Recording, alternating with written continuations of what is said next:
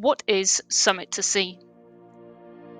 It's a project that's been hosted by RSPB Cymru through a voluntary partnership, which will be expanding throughout the coming years.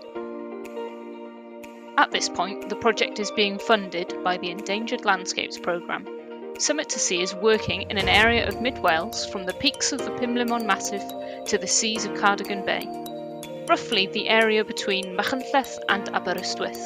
The aim of the project is to work together with local people to think creatively about how we can make this area of Wales even better for nature, people, and support a more localised economy.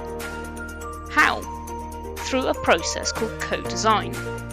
What is co-design? It's a process where nobody knows exactly where we're going at the start, and that's on purpose. It's a process that gives us the opportunity to ask questions and explore answers together. What's the timeline?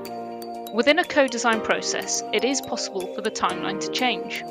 Again, this is on purpose, to make sure we give people enough chance to take part and respond. But broadly speaking, this is our timeline. This autumn and winter, we're co-designing the vision. From the winter into spring next year, we'll start to explore the themes and criteria.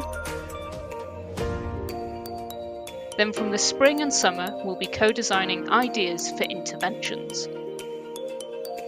How can you take part? Thanks for asking. We want to make it as easy as possible for everyone to take part. So you could join one of our workshops. You could host your own workshop with your friends as part of a community group. We can support you with this and can send you a toolkit to help. Join our design team.